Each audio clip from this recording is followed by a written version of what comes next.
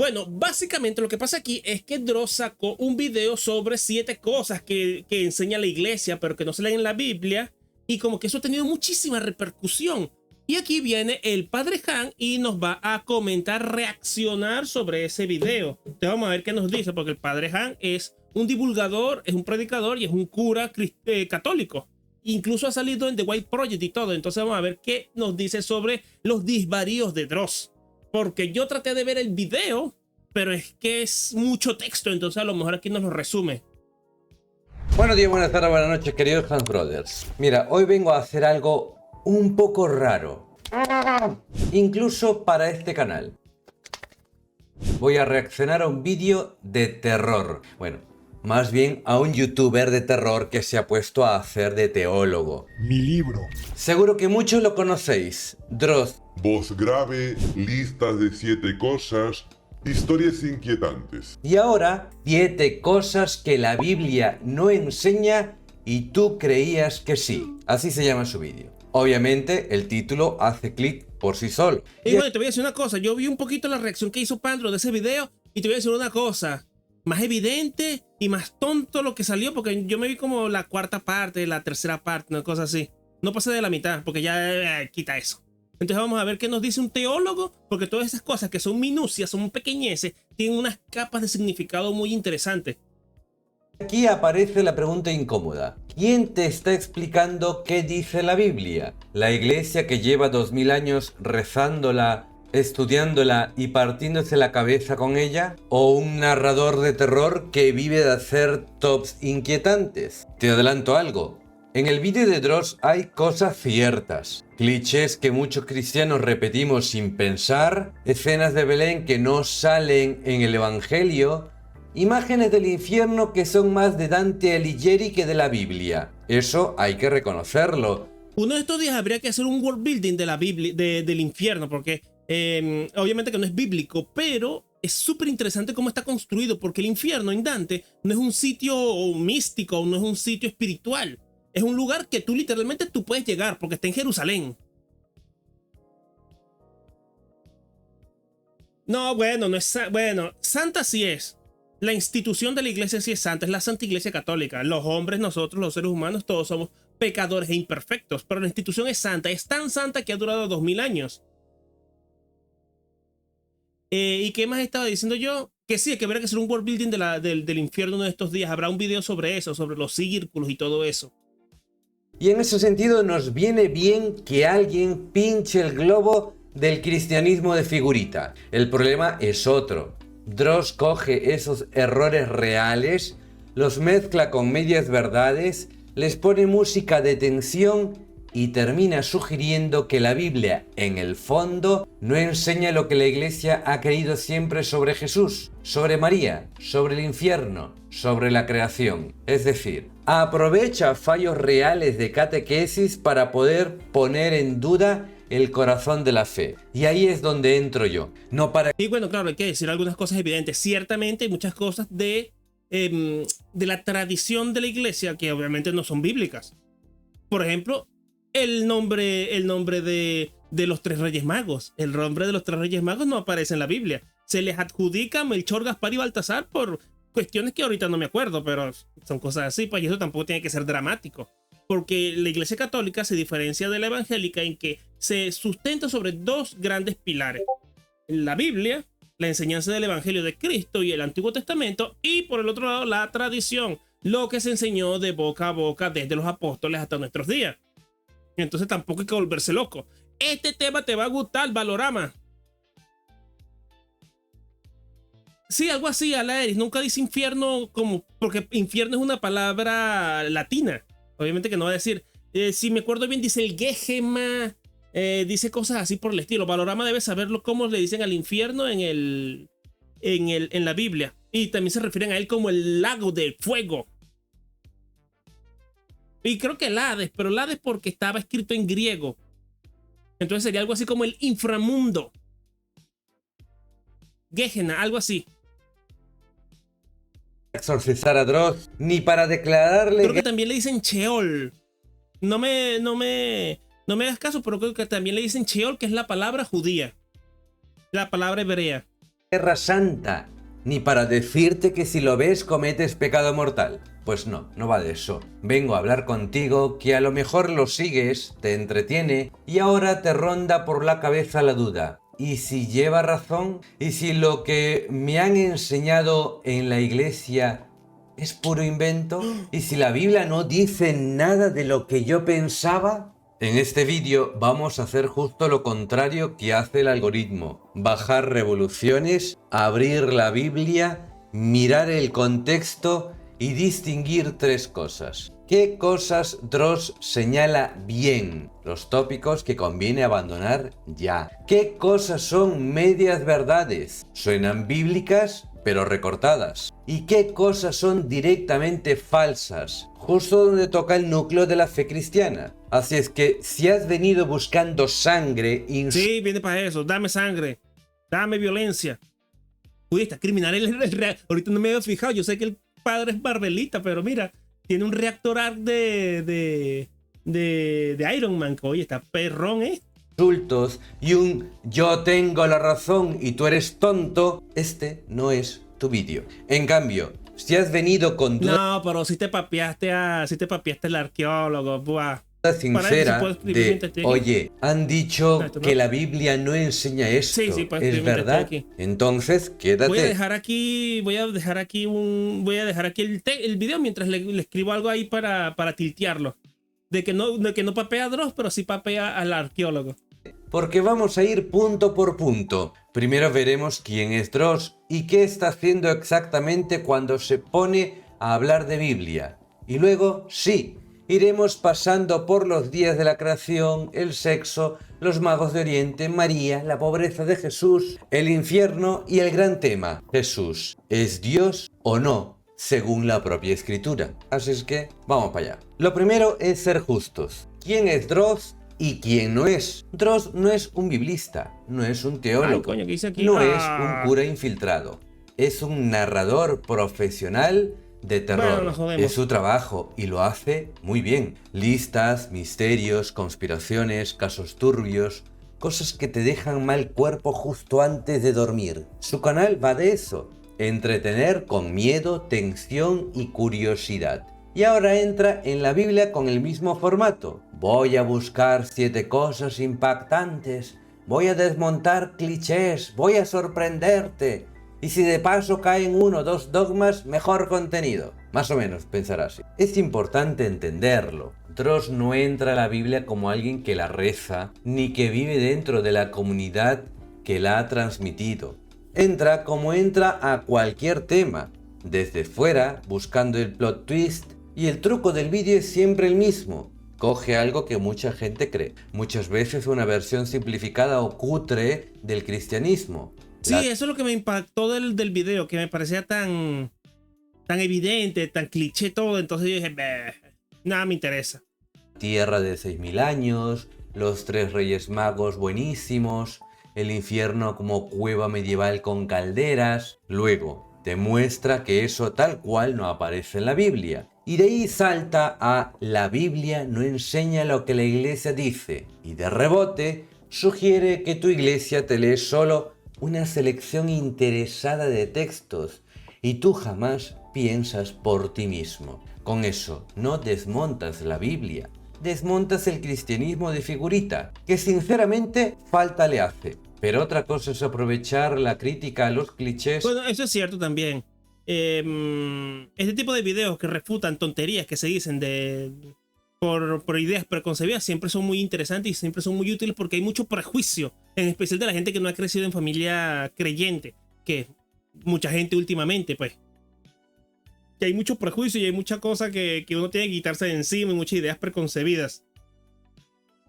Para tirar abajo la fe entera. Y ahí es donde hay que responder. Por eso, antes de entrar en las 7 cosas, necesitamos un acuerdo básico. ¿Cómo se lee la Biblia? Si tú abres la Biblia como si fuera un manual de instrucciones, buscando frases tipo eslogan, vas a acabar haciendo lo mismo que el vídeo de Dross. Si no aparece la frase exacta, Jesús es Dios, entonces la Biblia no lo enseña. Si no aparece Lo cual es una tontería, pues. Lo cual es una tontería, ciertamente.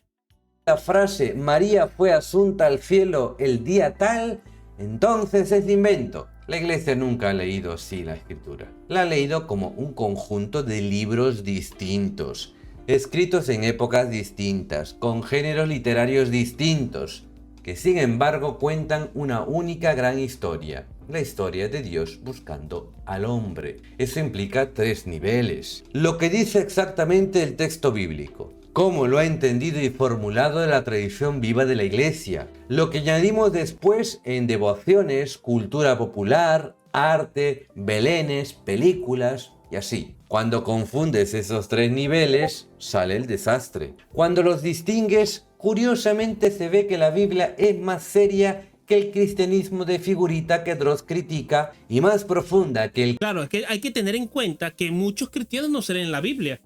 Van a sus misas, comparten sus cuestiones, rezarán de vez en cuando, pero intelectualmente y discursivamente son muy pobres. Yo mismo soy muy pobre y eso que ya me he leído todo el Nuevo Testamento.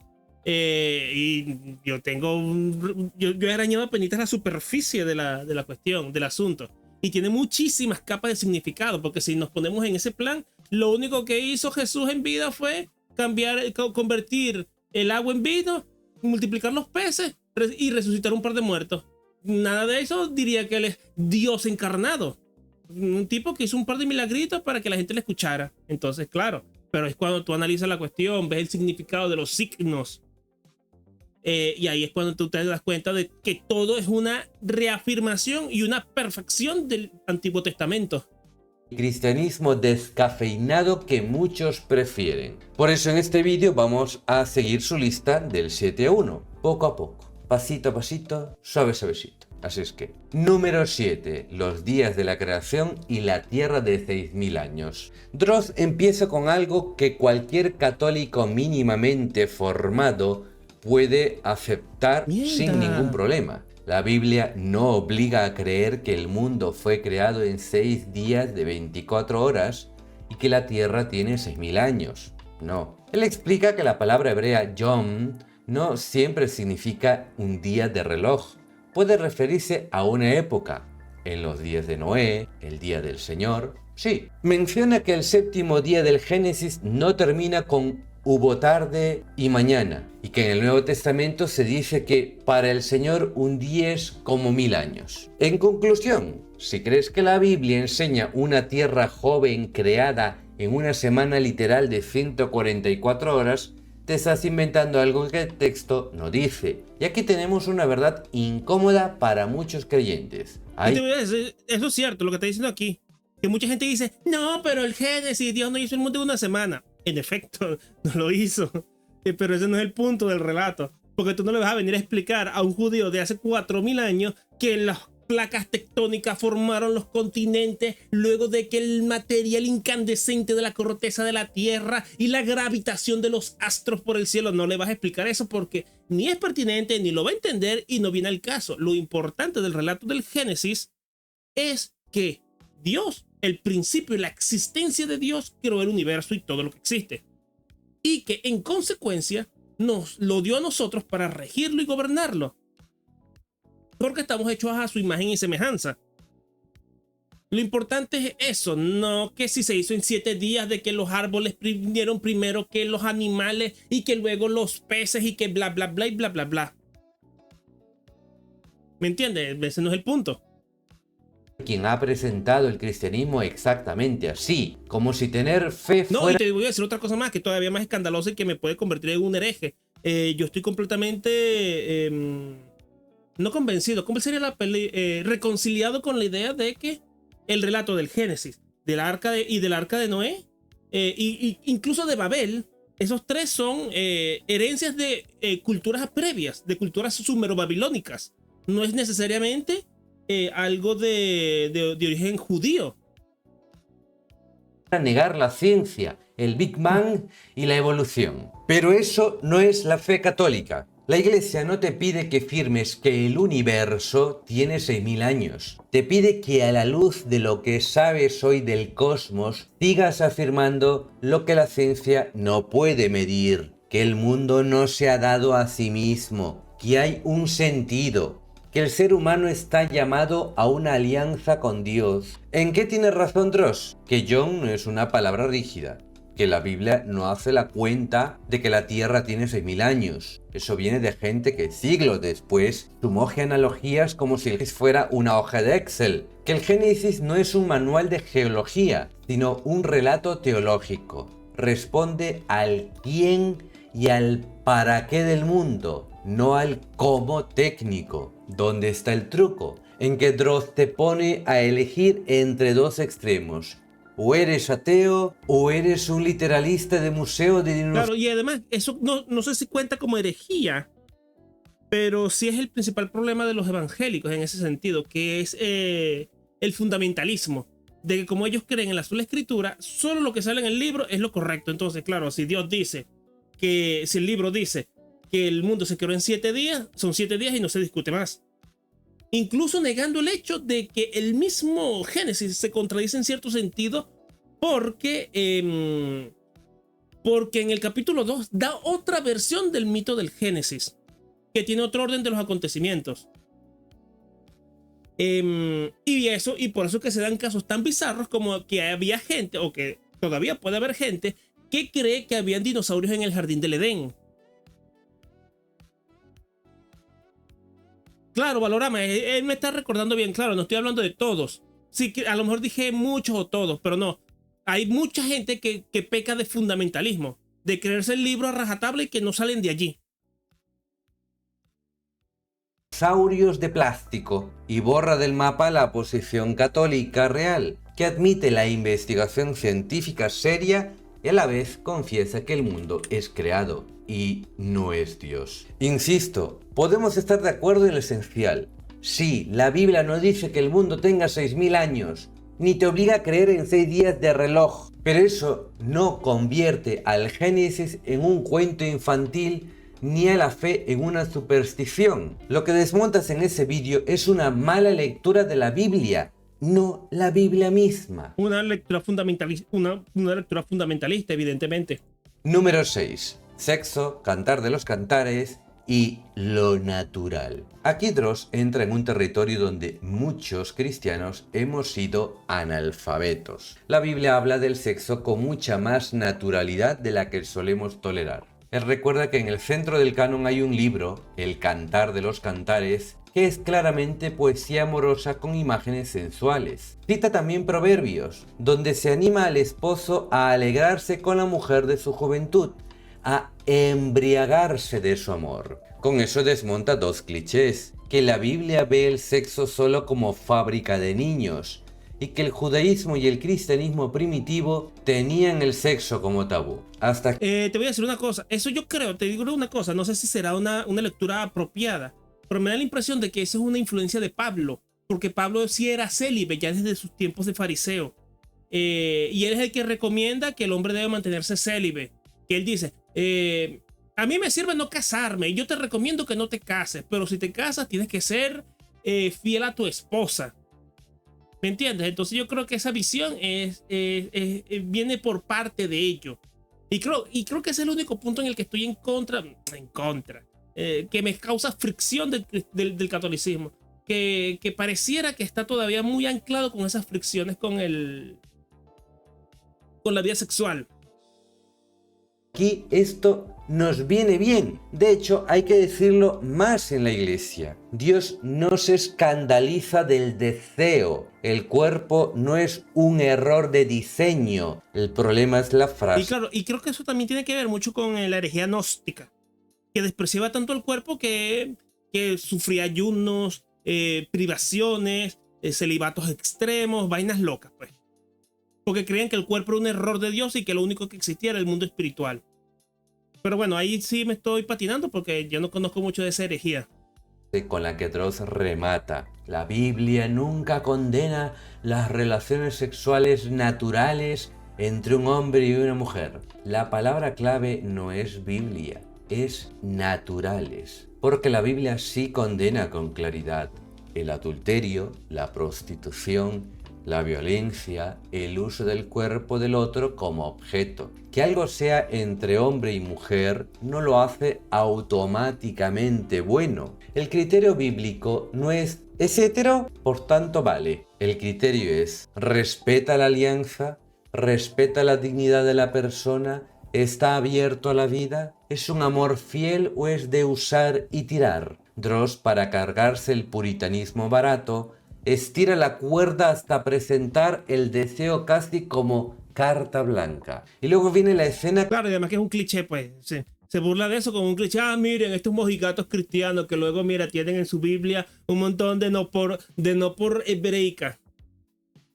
que les sirve para el morbo. La muchacha de cantar que dice: ojalá fueras como mi hermano, te llevaría a la casa de mi madre, te besaría. Él lo lee como fantasía incestuosa. La tradición sabe que en la poesía amorosa antigua, hablar de hermano y hermana es una manera de expresar intimidad y pertenencia, no incesto literal. Es tú eres de los míos, no un extraño con el que me tengo que esconder. Es como si dentro de 2000 años alguien encuentra una canción que dice eres mi vida y alguien responde: a ver, esto técnicamente es falso, ¿eh? Tu pareja no es tu sistema nervioso central, no es tu soporte vital. Gracias por el dato, pero te has cargado la poesía. Además, es cierto que a lo largo de la historia algunos se han defendido del erotismo de cantar, refugiándose solo en una lectura alegórica. Pero reducir todo a eso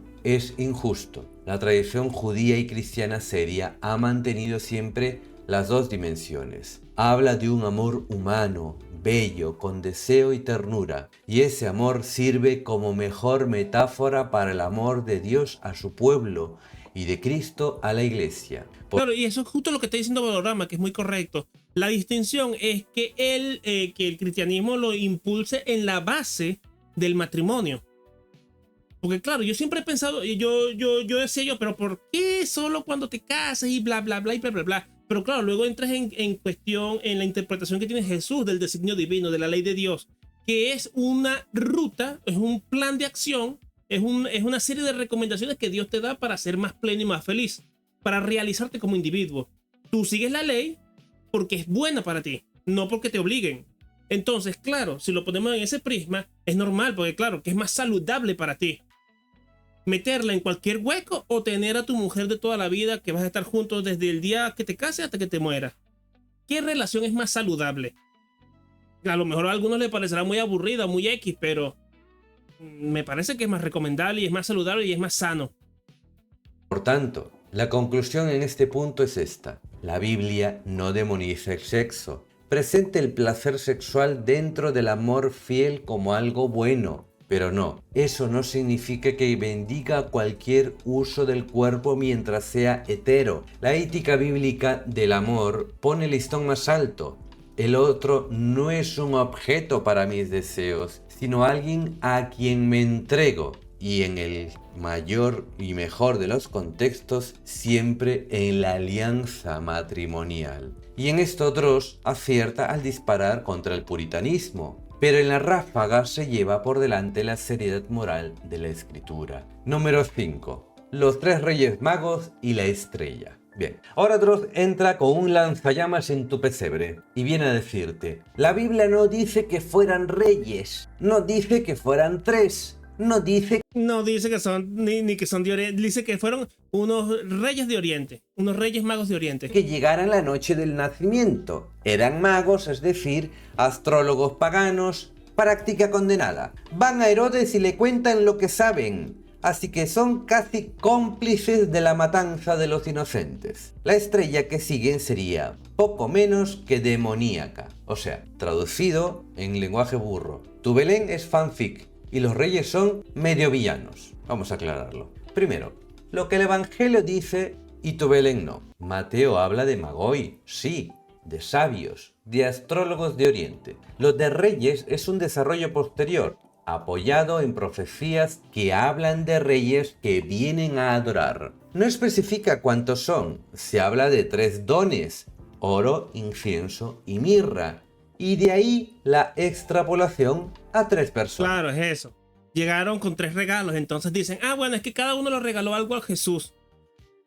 semanas. No dice que llegue en la noche del parto. Habla de un niño en una casa. El dato de Herodes mandando matar a los menores de 2 años encaja con la visita algunos meses después. O sea, en conclusión, el Belén de tu salón es una catequesis visual, no una foto. Mezcla cosas fieles al Evangelio con elementos devocionales. Nombres, número, camellos, nieve.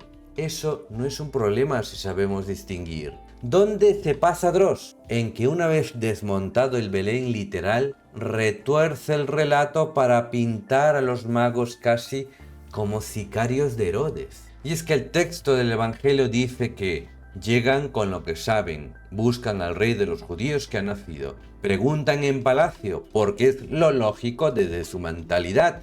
Si ha nacido un nuevo rey, estará en la casa del rey. Sentido común. Herodes se inquieta y finge interés, porque vamos, ya se había cargado a mitad de su familia con sospechas de traición, no lo iba a hacer con gente ajena, con tanto más. Ellos siguen la estrella, encuentran al niño, se postran, lo adoran y le ofrecen dones. Y avisados en sueños de no volver a Herodes, regresan por otro camino. Eso dice el texto. En cambio, Dross está reinterpretando. Van a Herodes, entonces delatan a Jesús. Aceptan buscar al niño, entonces se ofrecen a espiar. Y en cambio, el sueño de Dios que es ridículo eso, porque al final, cuando encuentran a Jesús, ellos escapan por otra ruta para no volver a encontrarse con Herodes. Así que les cambia la ruta, lo ignora, porque le estropea el guión. Y es que el punto teológico del relato es otro. Dios se sirve de lo que ellos saben hacer, leer el cielo, para atraerlos a Cristo. Y una vez allí, les saca del juego sucio de Herodes. No legitima la astrología, muestra que Dios puede entrar en tu lenguaje para sacarte de él. ¿Son cómplices de la matanza? No, el responsable es Herodes. Que alguien reciba una buena noticia y un tirano reaccione mal, no hace al mensajero culpable del crimen. Aquí la lección es doble para nosotros. Sí, reconoce que el Belén mezcla Biblia y tradición. No pasa nada por admitir que hay cosas que son evangelio y cosas que son cultura. Pero no, eso no convierte a los magos en villanos. Oye, Diego, no. Pero ¿qué quiere que te diga si es verdad? Porque estoy aquí explicándole que ¿por qué todavía esclavizaban a los color cartón después de la independencia? Si ya desde el 1500 se teorizaba de que no se podía esclavizar al ser humano. Bueno, porque habían 2 excepciones a esa norma. Porque solo se puede esclavizar a los no humanos. Y no se consideraban a los no personas, perdón. No se consideraban personas, a los caníbales y a los criminales de guerra. Entonces, ¿qué es lo que pasa con los pobres señores de África? Que todos ellos eran, ¿cómo se llama? Prisioneros de guerra. Otros señores de la guerra en África los capturaban y se los vendían a los españoles y a los portugueses. Eso es lo que pasaba. Y por eso técnicamente era legal. Pero por eso no esclavizaban tanto al indio. Ni a la estrella demoníaca. El Evangelio los presenta como primeros paganos que buscan y adoran a Cristo. Dross desmonta bien la postal de Navidad, pero desfigura la historia real. Número 4. Virginidad de María, Asunción y esto no está en la Biblia. Y es que aquí ya no estamos discutiendo figuritas, sino dogma católico propiamente dicho. Dross afirma que la Biblia no enseña la virginidad perpetua de...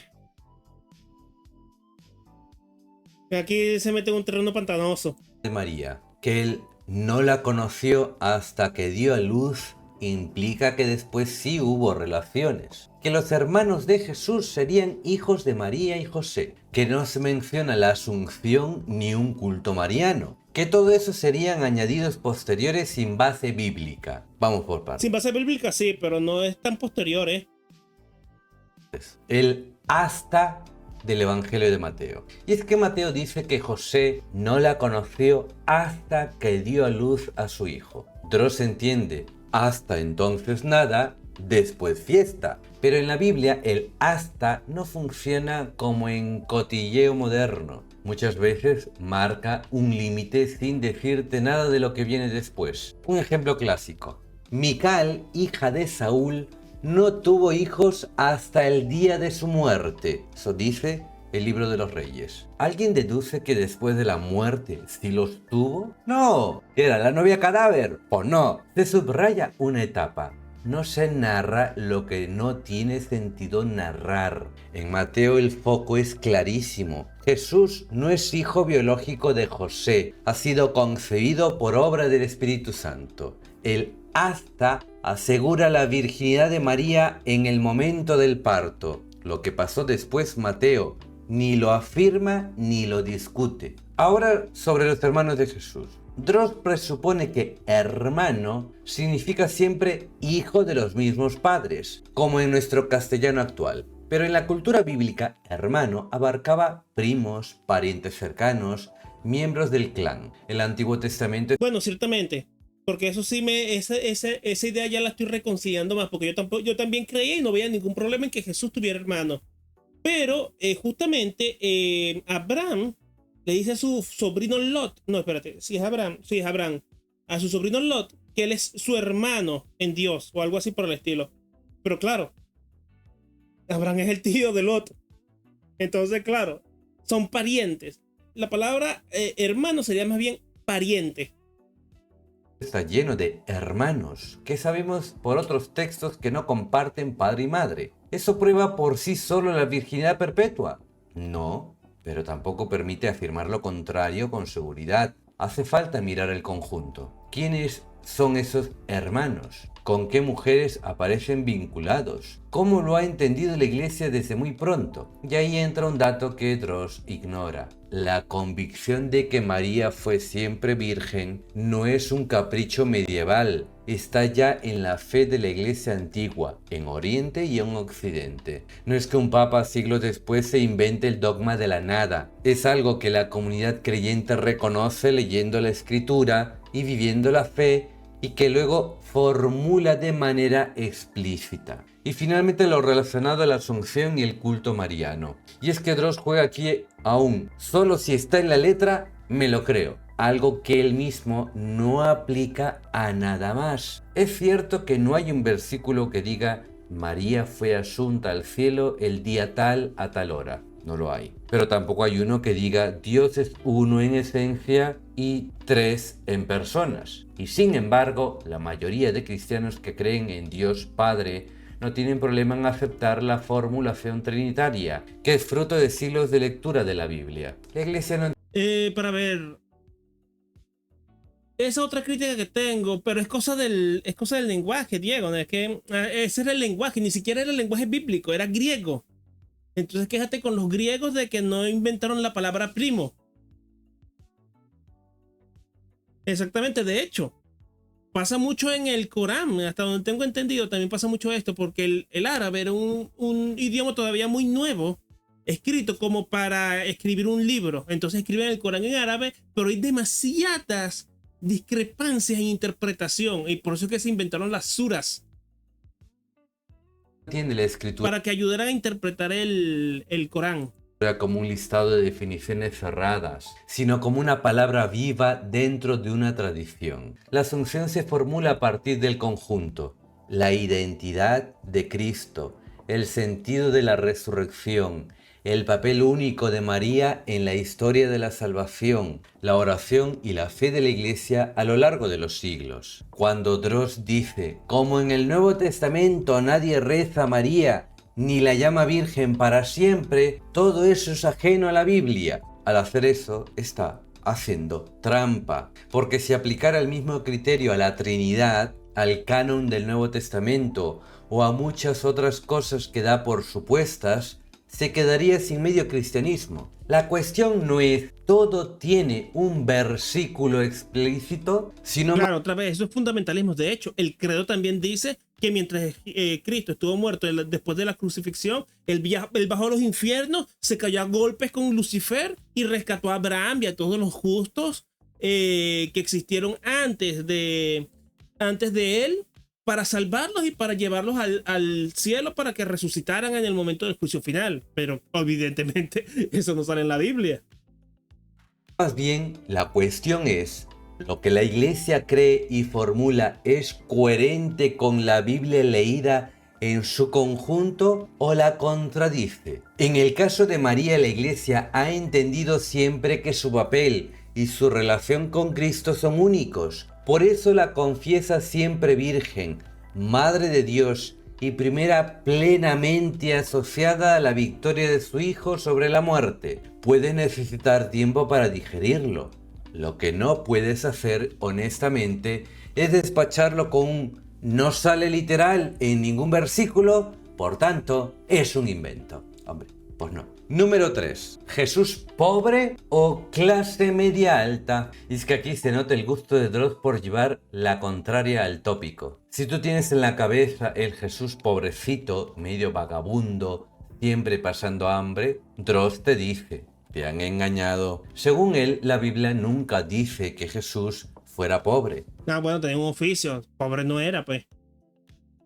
Al contrario, José era tectón, un constructor carpintero con oficio cualificado. Jesús tenía una túnica sin costura, cara, que los soldados prefieren sortear a romper. Tenía casa propia en Cafarnaúm, mantenía a un grupo grande de discípulos, pagaba impuestos que solo pagaban los profesionales, hablaba idiomas, le llamaban rabí, leía la escritura en la sinagoga y remata: Jesús era clase media alta para su época. Vamos a poner orden. Es verdad, tectón no es mendigo, es un trabajador especializado. La túnica de una pieza indica cierto valor. Había quienes lo sostenían con sus bienes. Todo eso apunta a que Jesús no crece en una miseria absoluta. Pero de ahí a clase media alta hay un buen salto. Primero, el contexto. Galilea en el siglo I no es un barrio residencial romano, es una región agraria con campesinos, jornaleros y artesanos muy presionados por impuestos y deudas. Incluso los oficios cualificados vivían con lo justo. No hay clase media al estilo actual. No, eso también. Hay que decir eso, que hay clase media en Galilea. No lo había pensado así, pero tiene razón. O sea, eso no existía. Habrá estado un poquito más asentado, un poquito mejor económicamente, pero decir que era clase media es ridículo, pues. Tenía un oficio, eso sí. En segundo lugar está el estilo de vida de Jesús una vez comienza su misión. Aunque supongas que su familia de origen vivía con cierta dignidad, Jesús a los 30 no se queda en Nazaret en el taller y con clientela, se hace itinerante, pasa de casa en casa. Depende de la hospitalidad y de la ayuda de las discípulas. No acumula bienes ni patrimonio. Cena a veces con ricos, otras con pobres, otras multiplica panes porque no hay para todos. Eso no es el plan de vida de un acomodado. Pues no. Tercero, la forma en la que Jesús habla de la riqueza y de la pobreza. Advierte del peligro real de las riquezas. Se identifica con los más pequeños. Lo que hiciste a uno de estos, a mí me lo hiciste. Habla de no tener dónde reclinar la cabeza como los demás. Propone a algunos dejarlo todo, literalmente. ¿Podemos decir que Jesús era pobre? Si pobre significa tirado en la calle, pues no. Si pobre significa lo que la Biblia llama los anahuín, los que no se apoyan en su poder o en su riqueza, sino que son los que dependen de Dios, entonces sí, rotundamente. Dross. Claro, él es un desprendido. De hecho, lo dice en el Sermón de la Montaña. Que no te preocupes por las riquezas ni acumular cosas. Pero él no era un pordiosero, él no era un pobrista. Hace bien en desmontar la imagen de un Jesús lastimero y patético. Lo que no puede es usar eso para inventarse un Jesús burgués. La pobreza de Jesús no se mide solo en monedas, sino en su libertad frente a los bienes y en la forma en que se sitúa junto a los frágiles. Número 2. Infierno. Ni cómic medieval, ni tampoco un no pasa nada. Aquí Dross se apunta un tanto fácil. Critica esa imagen del infierno como una especie de cueva subterránea con calderas de aceite, demonios con tridentes y gente gritando para siempre. Y tiene razón, esa caricatura viene de Dante Alighieri, la Divina Comedia, arte medieval. Ciertamente. Y de cierta... Y de hecho, la Divina Comedia es 80% un fanfic. Porque Dante se la pasa señalando y nombrando figuras históricas a lo largo de la Divina Comedia para señalar quiénes son los pecadores y qué castigo va a tener tal persona, y tal persona va a morir de tal cosa, y este de aquí se va a morir por esto y va a tener la condena tal. Y eso también es parte del argumento político, porque es una obra política y que en gran medida gira alrededor de la idea de que él era, si me acuerdo bien, él era, es que no me acuerdo cómo se llama, qué bando, pero él era gibelino, o no, sí, gibelino debería ser, que son como los dos grandes partidos políticos que había en Italia en la época medieval, que eran los pro papa y lo otro, los pro emperadores alemanes del Imperio Germánico, que se peleaban por el control de Italia. Entonces, claro, Dante era pro papas, entonces empieza a señalar a los líderes güelfos como los que se van a ir al infierno, tú vas a ser castigado por sodomía, tú por traición, tú por tal cosa o por la otra. Eso sí, entonces tampoco hay que volverse loco. Predicación, no del texto bíblico. Luego explica que infierno, el término, traduce palabras como Sheol y Hades, que designan la tumba, el lugar de los muertos. Cita Eclesiastés, los muertos no saben nada. Y Apocalipsis, donde se habla del lago de fuego como segunda muerte. Y concluye que el verdadero infierno bíblico es destrucción y olvido, pero no un estado de sufrimiento consciente eterno. La limpieza que hace al principio es sana, nos ayuda a distinguir entre imaginaría popular y lenguaje bíblico. Recuerda que infierno es... Claro, infierno es básicamente un lago de lava, un lago de fuego, y básicamente eso. El lugar de donde descansan los muertos. Nuestras traducciones mezclan realidades, el destino común de los muertos, imágenes de juicio, símbolos de destrucción. El recorte viene después, porque para reducir el infierno a simple tumba y olvido, Droz deja fuera el término Gehenna, que Jesús usa para hablar de un destino de pérdida real, asociado al rechazo definitivo de Dios. Relatos como el del rico y Lázaro, donde aparece una situación post-muerte con conciencia, memoria y sufrimiento. Todo el peso que Jesús da al juicio, a la responsabilidad, a esa posibilidad de decirle no a Dios con tanta fuerza que ese no se hace eterno. Y es que la tradición católica ha intentado mantener dos cosas a la vez. Que el lenguaje sobre el infierno es simbólico. Dios no tiene un horno industrial para humanos. Y que ese símbolo apunta a una realidad seria. La posibilidad de... Claro, porque para Jesús el infierno es el lugar donde tú nunca vas a conocer a Dios. Porque claro, el cristiano que cree en Jesús se va al cielo a conocerlo, pues. Porque cree que lo conoce. Entonces, claro, tú que rechazas voluntaria y premeditadamente a Dios, simplemente se te cumple esa petición y no lo conoces nunca. Y ese es básicamente el infierno. Separación definitiva de Dios causa... Y claro, y ahí entra también el purgatorio, donde, claro, tú no exculpaste todos tus pecados en vida, entonces hay un momento de purga en el que tú pasas cierto tiempo purgando ese pecado hasta que se te permite entrar en el cielo.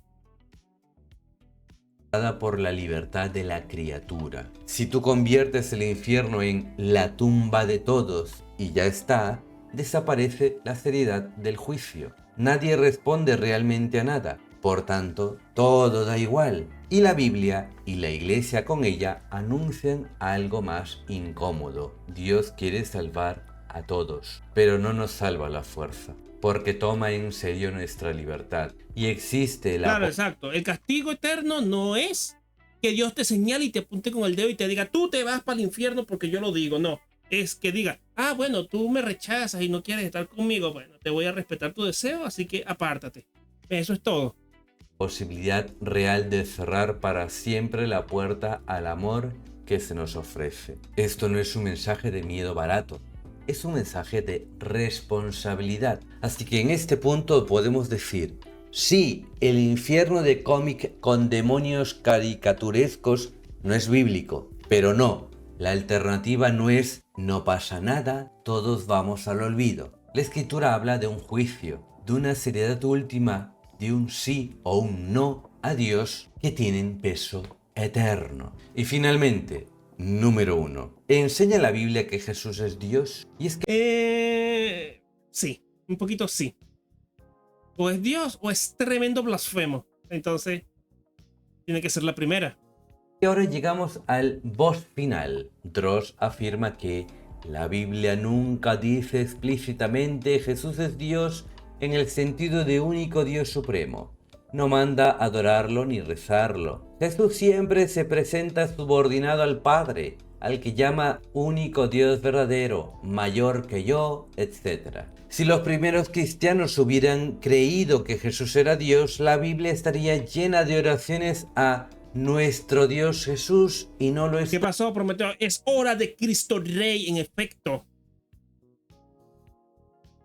Y por tanto la divinización de Jesús sería un proceso posterior parecido a lo que pasó con Buda. Parecen argumentos válidos, por eso vamos a verlos despacio. Por ejemplo, ¿hace falta la frase mágica? Claro que no hay un versículo tipo Jesucristo es la segunda persona de la Santísima Trinidad, consubstancial al Padre. Pero esa no es la forma en la que la Biblia habla de nada. Tampoco hay un versículo que diga Dios es uno en esencia y en 3 personas, ya os lo he dicho. Y aún así aceptamos la Trinidad porque es la forma de hacer justicia a todo lo que la Escritura dice de Dios. La pregunta seria no es si aparece la frase literal Jesús es Dios, sino cómo hablan los primeros cristianos de Jesús, qué le atribuyen, qué lugar ocupa respecto a Dios. Si lees el Nuevo Testamento sin tijeras, te encuentras con que te dice que estaba con Dios desde el principio y que todo fue hecho por medio de él. La introducción del Evangelio de San Juan.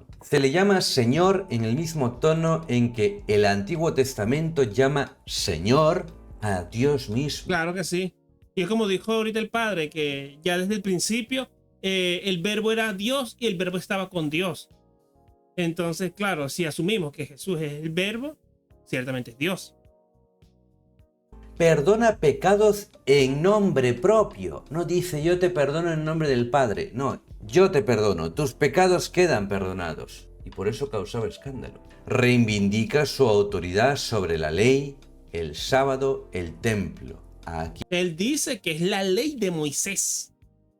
Entonces, claro, eso ya son declaraciones muy fuertes para un judío de hace 2000 años. hay alguien más grande que el sábado. Acepta gestos de adoración que para un judío solo corresponderían a Dios. Y tras la Pascua sus discípulos le invocan, esperan su venida, se reúnen en su nombre. Todo eso no cuadra con la idea de un simple maestro al que luego endiosaron poco a poco. No, y además que el Padre enseña a rezar en nombre del Padre y del Hijo y del Espíritu Santo. O sea que en su nombre. ¿Y qué blasfemia sería esa? Rezar en nombre de un humano. Rezas en Dios en sus 3 personas. Cuadra mejor con la experiencia de una comunidad judía que sigue creyendo en un solo Dios, pero que se ve obligada a incluir a Jesús dentro del misterio de ese único Dios. Y es que Mira lo que está diciendo aquí Valorama. Hubo una noticia este año sobre una pieza de mosaico muy antiguo que demuestra que los cristianos hemos creído en la divinidad de Jesús prácticamente desde el principio. Pues evidentemente. Y es que las primeras 2 herejías grandes son el arrianismo y el gnosticismo. Una que dice que Dios era solo espíritu y otra que dice que era un humano. Que el arrianismo, que la más grande herejía, haya sido vapuleada ya desde el principio del cristianismo, demuestra que desde un principio se creía que Jesús era Dios. Dross agrupa frases donde Jesús habla del Padre como único Dios verdadero, o dice el Padre es mayor que yo, y las usa como si estuviera aclarando. Yo no soy Dios, tranquilos. La fe cristiana les da otro sentido. Si Jesús es el Hijo, es normal que hable del Padre como origen. Se presenta recibiéndolo todo de él. Obedece, reza, se entrega. Eso no niega. No, pero es que además eso es tonto porque más adelante o más atrás dice yo soy uno en el Padre y el Padre está en mí. Yo estoy en el Padre y el Padre está en mí. Entonces, claro, al referirse a Dios, se refieren también a Él.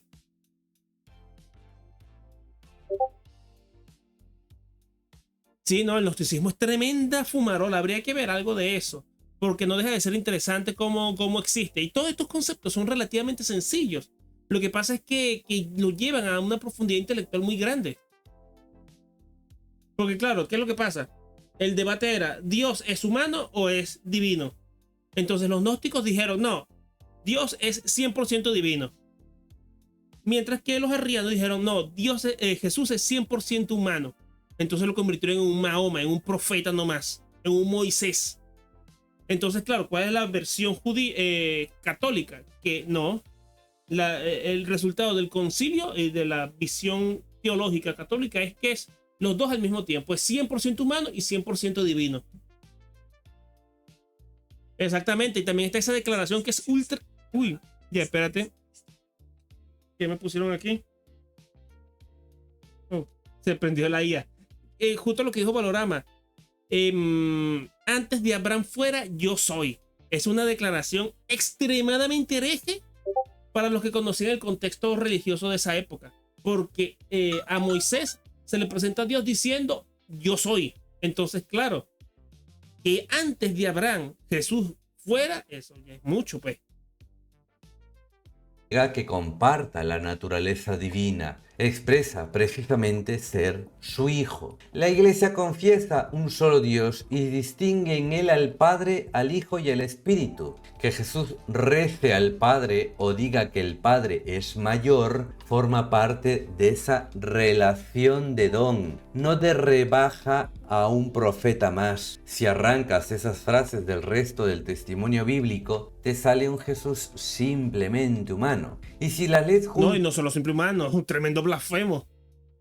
A lo que hemos visto, su preexistencia, su señorío, la adoración que recibe, te obligan a pensar a Dios de un modo más hondo, no más plano. Dice también, si fuera Dios, la Biblia estaría llena de nuestro Dios Jesús. Este argumento suena lógico, hasta que te das cuenta de que es un criterio inventado. Porque lo que sí vemos es que la comunidad cristiana reza y canta Maranatá, ven Señor Jesús. Recibe gracia y paz de Dios Padre y del Señor Jesucristo, las cartas de San Pablo. Confiesa credos e himnos donde Jesús es exaltado sobre todo nombre, adorado por toda criatura. Por eso los primeros cristianos eran judíos monoteístas. Esa gente empiece a tratar a un crucificado como Señor glorioso y presente en la liturgia, no se explica con un les dio por exagerar. Se explica con que han vivido algo tan fuerte, la experiencia del resucitado, que no les deja otra opción. Por eso descubren la verdad más absoluta y además que son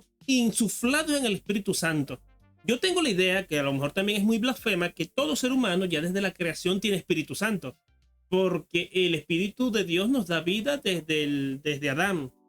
Lo que pasa es que el bautismo te reafirma en la nueva vida con el Espíritu Santo. Pero bueno, esas son ideas mías. Los estudios serios del Nuevo Testamento muestran que esa cristología alta aparece muy pronto. En himnos anteriores, incluso las cartas de San Pablo. No es un barniz del siglo IV, es el ADN de la fe desde el principio. Y finalmente, lo endiosaron como Buda. Comparar a Jesús con Buda puede sonar muy moderno, pero no se sostiene históricamente. Para empezar, porque Buda no es un dios. Empezando porque Buda no es un dios.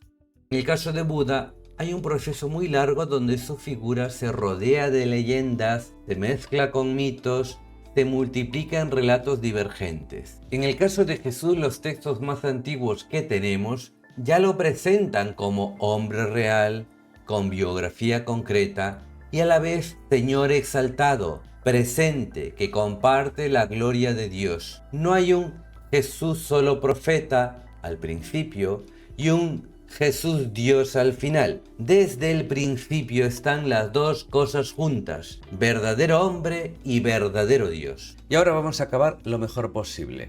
Ahora salgo del ring un momento para hablarte a ti. Droz termina con una idea sugerente. Si lees la Biblia sin filtro denominacional, verás que muchas cosas que te han enseñado no están allí. En parte tiene razón. Hay tradiciones raras, hay clichés, hay belenes que hemos convertido en dogma. Eso hay que purgarlo. Pero la pregunta de fondo es otra. ¿Con quién quieres leer la Biblia? Puedes leerla solo, con tus prejuicios y tus ganas de desmontar o de confirmar lo que ya piensas. Puedes leerla con el acompañamiento de un youtuber de terror que necesita darte un giro cada semana para seguir en portada. O puedes leerla con la iglesia, con gente que ha rezado esos textos en catacumbas, en cárceles, en hospitales, en misiones, en monasterios, en barrios pobres, y que no vive de asustar, sino de dejarse corregir.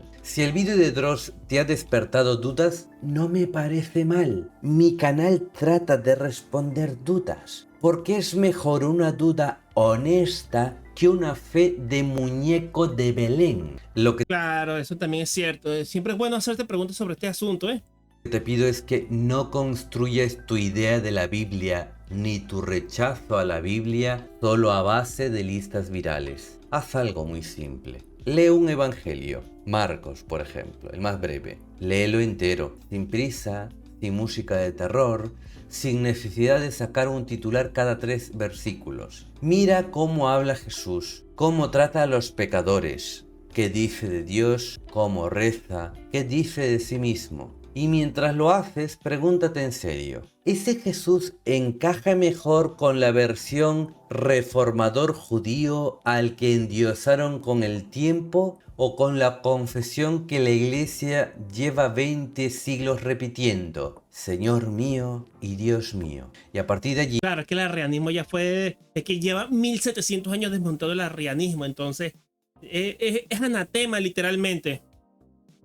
Y decide. No te pido que creas en mí, ni que le creas a Dross. Te pido que le des una oportunidad al propio Cristo de explicarse, con su palabra y con su iglesia, antes de etiquetarlo solo por un vídeo de 7 puntos. Y si después de leer, de pensar y de hablar con creyentes serios, sigues convencido de que Jesús es solo un buen tipo malinterpretado, será decisión tuya. Por lo menos. Pero si descubres que ahí hay alguien vivo que te conoce y te habla, entonces entenderás por qué para millones de personas la Biblia no es un decorado para historias de miedo, sino un lugar donde han reconocido... Claro, que ese es el principal problema, que es demasiado superficial, no se profundiza en el tema. Entonces, claro, así se queda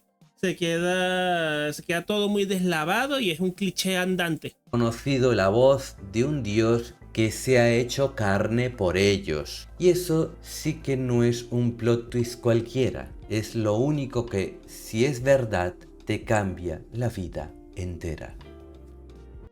Pero buen video, sí, sin insultar, sin nada, soltando los factos y listo. Y dejando un buen mensaje al final.